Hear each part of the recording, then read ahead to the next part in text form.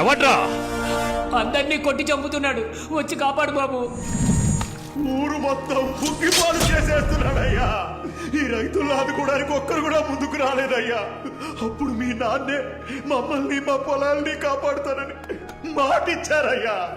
అయ్యా, ఆ మాట నమ్మే ఊరంతా ఎదురు చూస్తోందయ్యా. వచ్చి కాపాడండి అయ్యా, కాపాడండి. సుల్తాన్, తప్పు చేస్తున్నాం అనుకోకండి.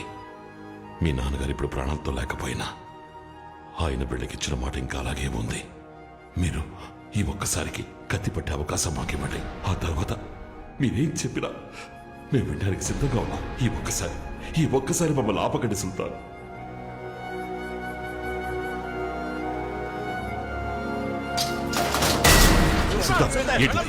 చెప్పేది వాడు మీకంటే ముండోడు కాకపోవచ్చు, అన్నింటికీ కత్తులే పరిష్కారం కాదు మావయ్య. నేను మాట్లాడతాను వాడితో.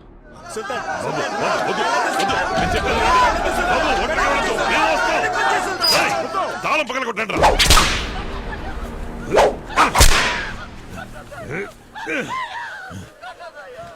వీడు కాదని నాకు తెలుసు.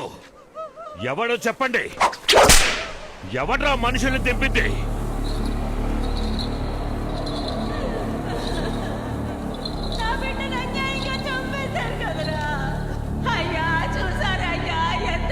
జరిగిపోయిందో.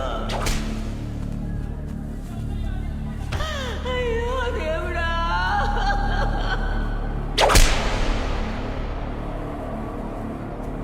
మావయ్య, మావయ్య, మా తాతని కొట్టి పడేశారు మావయ్య.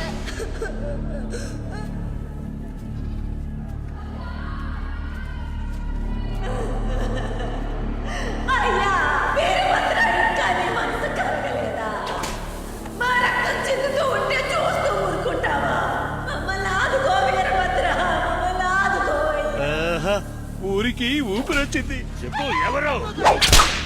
చెప్పరా?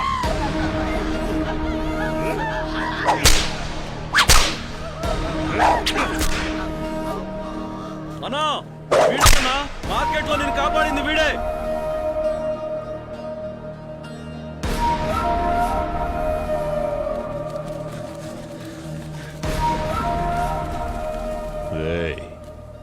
నువ్వెవరు? మీరెందుకోసం ఇక్కడికొచ్చారో నాకు బాగా తెలుసు. ఇది నీ ఊరు కాదు, నీ సమస్య కాదు. కానీ నువ్వు నా ప్రాణాలు కాపాడావు. అనవసరంగా నీ వాళ్ళని బలి చేసుకోకు. బతికిపో. వాళ్ళ మీద ఓ చిన్న పెట్టి కేసు కూడా ఫైల్ అవ్వకూడదు. గుర్తుపెట్టుకో, వీళ్ళొక్క తప్పు చేసిన నోబడీ కెన్ సేవ్ దెమ్. వాళ్ళకి ఏ సమస్య వచ్చినా నువ్వే తోడుగా ఉండాలి.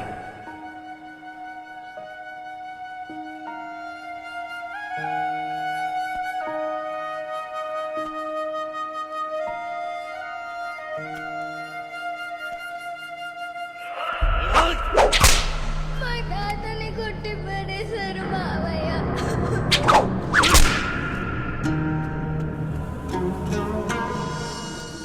సుల్తాన్కి నేను సర్ది చెప్పుకుంటాను. నిన్ను లేపేయండి రా. రండ్రా.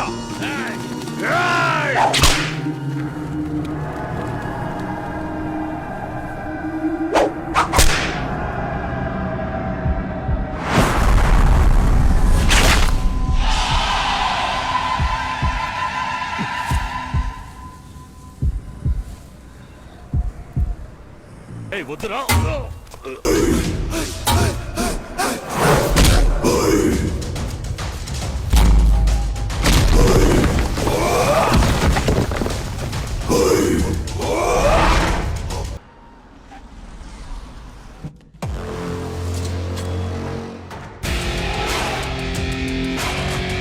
ఇరుగు దిష్టి, పొరుగు దిష్టి, ఊళ్ళో వాళ్ళ దిష్టి.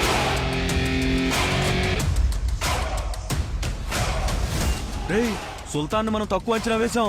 ఒకరిని పట్టుకుని చితక బాదాడు. అబ్బా, పగిలిపోయింది.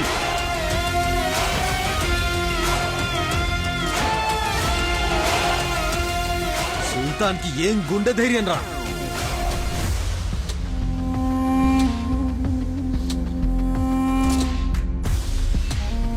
నేను చెప్తున్నాను, రాసి పెట్టుకోండి. సుల్తాన్ ఎదిరించే దమ్ ఎవరికీ లేదు.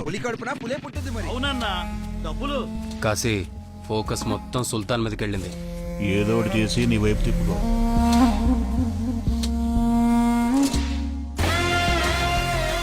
ఇక మీదట సిటీ మన కంట్రోల్లోనే.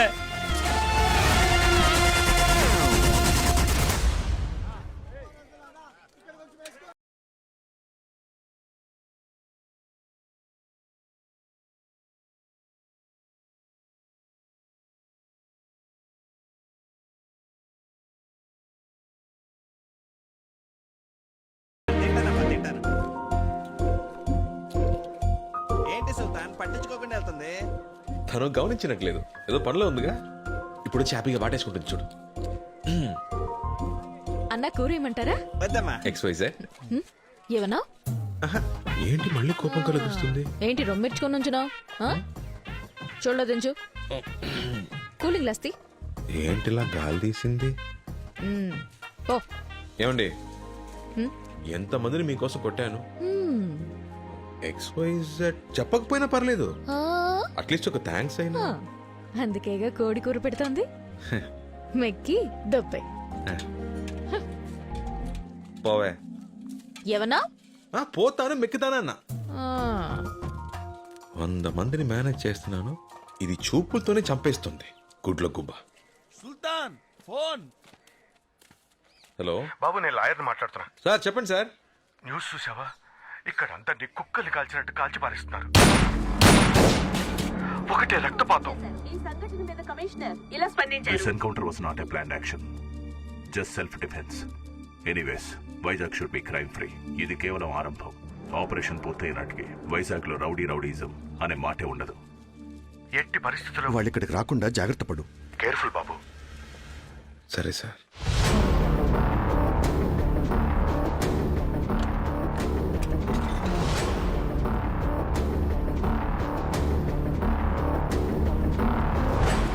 సరే, మేము సాయంత్రం మా ఊరికి బయలుదేరతాం. అవును, అలాగే.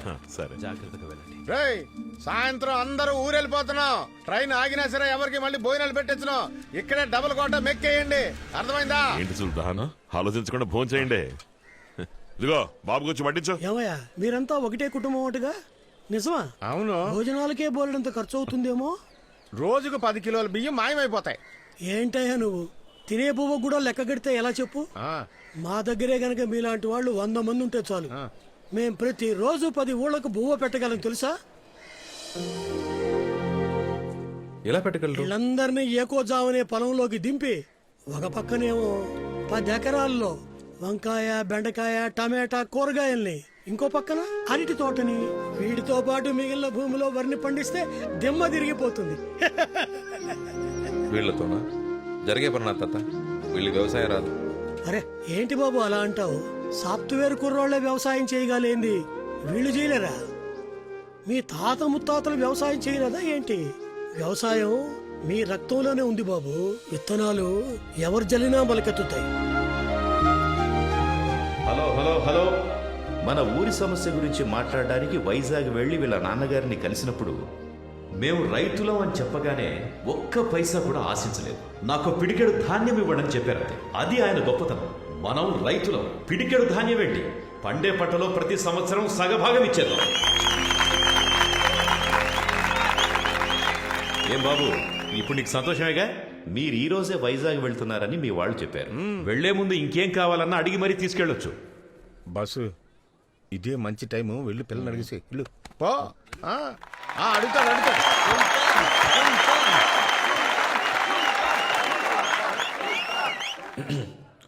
ఊరు పెద్దలకి, ఇక్కడున్న అందరికీ నమస్కారం. గొడవలు కొట్లాట్లాంటివి మా నాన్నగారు చేసినప్పుడైనా, మా అన్నలు చేసినప్పుడైనా నాకెప్పుడు నచ్చలేదు. కానీ ఇప్పుడు నాకు ఒకటి బాగా అర్థమైంది.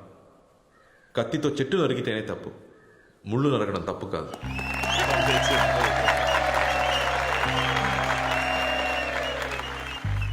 కొన్నేళ్ల క్రితం విజ్ఞానం ఎదగాలి, వ్యవసాయం ఎదగాలని మాట్లాడేవాళ్ళం. కానీ ఇప్పుడు ఈ ఊరికి వచ్చాక అర్థమైంది, విజ్ఞానం బాగా ఎదిగింది, వ్యవసాయమే వెనకబడిపోయింది. దాని గురించి ఎవరు పట్టించుకోవట్లేదు. అంతెందుకు, నేనే డబ్బు ఉంటే సరిపోతుంది, ఆ డబ్బుతో తిన్నైనా నీళ్ళైనా కొనుక్కోవచ్చని అనుకునేవాడిని.